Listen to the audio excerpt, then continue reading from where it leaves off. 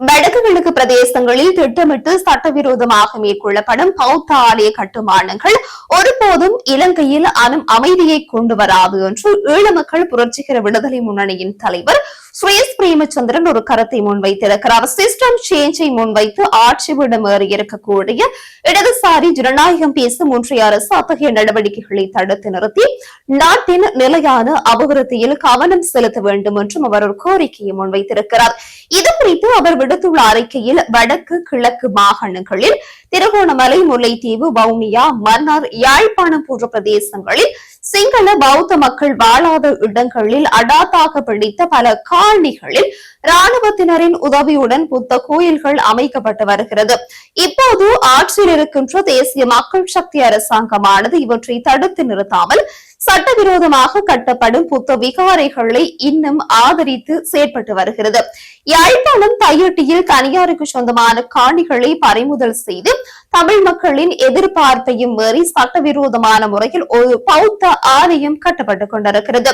நயனாதீவில் இருக்கும் நாகவிகாரையின் விகாராதிபதி இந்த காணிகள் விகாரைக்கு உரித்தானதல்ல என்பதையும் அதில் கட்டப்பட்டிருக்கும் விகாரை சட்டவிரோதமானது என்பதையும் தமிழ் மக்கள் பௌத்தத்திற்கு எதிரானவர்கள் அல்ல என்பதையும் அவர்கள் தம்முடன் அன்பாக பழகுகிறார்கள் என்பதையும் அழுத்தம் திருத்தமாக கூறியிருக்கிறார். அத்துடன் 53 வருடங்களாக தாம் இந்த பிரதேசத்தில் வசித்து வந்த மக்களுடன் பழகி வருகிறேன் என்ற அடிப்படையில் தையட்டி நாகவிகாரை கட்டுமானமானது சட்டவிரோதமானது என்றும் சிங்கள மக்களுக்கு சிங்கள மொழி மூலம் அளித்துள்ள பேட்டியிலேயே அவர் கூறியிருக்கிறார். இந்த நிலைமை அவ்வாறு இருக்க சட்டவிரோதமான விடயங்களை ஏற்க மாட்டோம் என்று கூறுகிற இந்த அரசாங்கம் சட்ட ரீதியாக அந்த மக்களுக்கு சொந்தமான காணிகளை கொடுப்பதை விடுத்து தொடர்ந்தும் அந்த மக்களுடன் பேரம் பேசுவதும் வேறிடத்தில் காணிகள் தருகின்றோம் என்று கூறுவதும் சட்ட விரோதத்திற்கு துணை போவதாக பொருள்படுவதாகவும் ஒரு கருத்தை முன்வைத்திருக்கிறார்.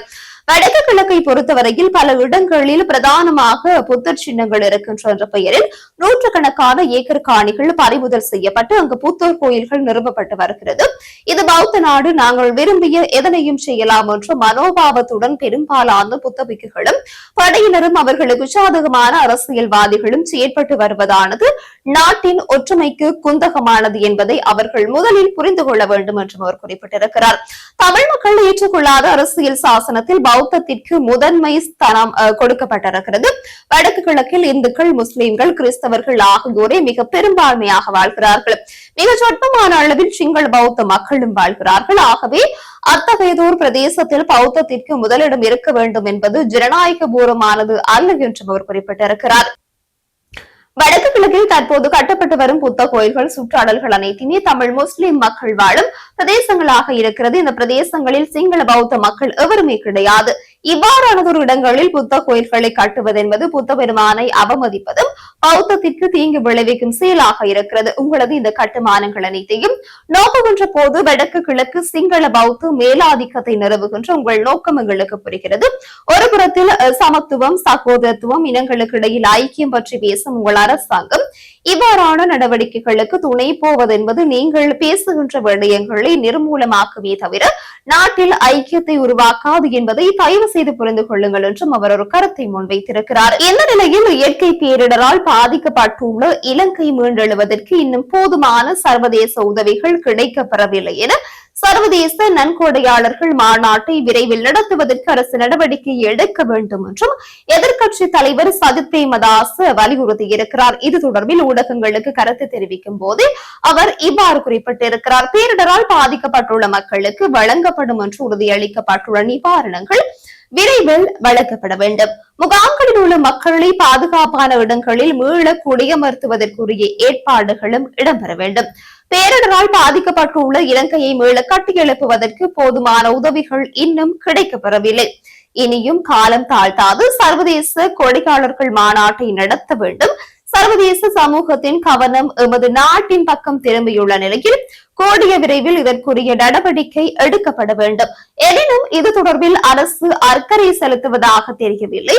அதேவேளை சர்வதேச நாணய நிதியம் மற்றும் கடன் வழங்குனர்களுடன் பேச்சு நடத்தி கடும் நிபந்தனைகளை தளர்த்திக் கொண்டு புதிய ஒப்பந்தங்களை ஏற்படுத்திக் கொள்ள வேண்டும் என்றும் அவர் குறிப்பிட்டிருக்கிறார்.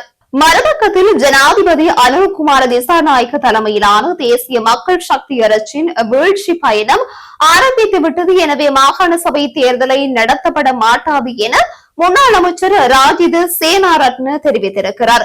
ஊடகங்களுக்கு கருத்து தெரிவிக்கும் போதே அவர் இந்த கருத்தை முன்வைத்திருக்கிறார். உள்ளூராட்சி சபை தேர்தலில் வெல்லும் போது தேசிய மக்கள் சக்தி வலுவாக இருந்தது.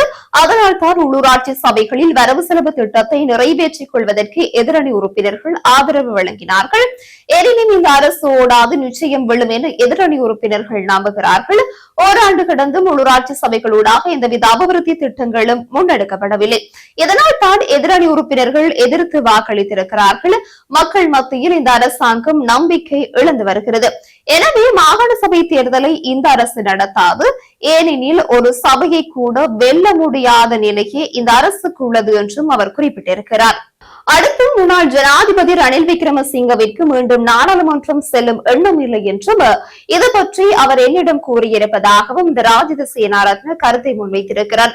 நாட்டுக்கு அவரின் சேவை தேவையெனில் நாட்டுக்காக அவர் நாடாளுமன்றம் வருவார் என்றும் ராஜித சேனாரத்ன குறிப்பிட்டிருக்கிறார். இது தொடர்பில் அவர் ஊடக சந்திப்பு ஒன்றை நடத்தி ஊடகங்களுக்கு கருத்து தெரிவிக்கும் போது இவ்வாறு குறிப்பிட்டிருக்கிறார். இந்த நாடாளுமன்றத்திற்கு வருவதில் தனக்கு எந்த ஆர்வமும் இல்லை என்று தன்னிடம் ரணில் குறிப்பிட்டதாகவும் குறிப்பிட்டிருக்கிறார். அவர் நாடாளுமன்றத்திற்கு வந்தால் ஏதாவது செய்ய வேண்டும் என்று கூறினார். தற்போது நாடாளுமன்றத்தில் உள்ளவர்களையும் வைத்துக் கொண்டு என்னதான் செய்ய முடியும் என்று அவர் என்னிடம் தெரிவித்திருந்தார். ஜனாதிபதி பதவியை அடைந்து விட்டேன், இனி எனக்கு எந்த பதவிகளையும் எடுக்க வேண்டிய அவசியமில்லை. ஆனால் நான் நாட்டுக்கு தேவைப்பட்டால் கடந்த முறை போல உதவுவேன் என்றும் அவர் கூறியிருக்கிறார். நாங்கள் எங்கு சென்றாலும் மக்கள் ரணில் மீது மிகுந்த அனுதாபம் கொண்டிருப்பதாகவும் கூறுகிறார்கள். அவர்கள் இருந்திருந்தால் இது நடந்திருக்காது என்றும் அவர் கூறியிருக்கிறார். அவர் இருந்ததால் தான் எங்களுக்கு ஒரு சிறந்த சூழ்நிலை இருந்திருக்கலாம் என்றும் அவர்கள் கூறுவதாகவும் ரணில் விக்ரமசிங்க குறிப்பிட்டிருக்கிறார். இதுபோன்ற கதைகள் எல்லா இடங்களிலும் இருக்கிறது. 2 அல்லது 3 இடங்களிலும் பல்வேறு இடங்களில் நடத்தப்பட்ட கணக்கெடுப்பிலிருந்து தகவல்களை கண்டேன் என்றும் அவர் ஒரு கருத்தை முன்வைத்திருக்கிறார். அவை அனைத்திலும் அந்த விடயம் உள்ளது என்றும் அவர் ஒரு ஆணித்தனமான கருத்தை முன்வைத்திருக்கிறார். அத்துடன் தேசிய மக்கள் சக்தி ஆட்சியின் கீழ் ஊடக அடக்குமுறைகள் இடம்பெறுகிறதாகவும் ராஜித சேனாரத்ன குற்றம் ஒன்றை சுமத்தியிருக்கிறார்.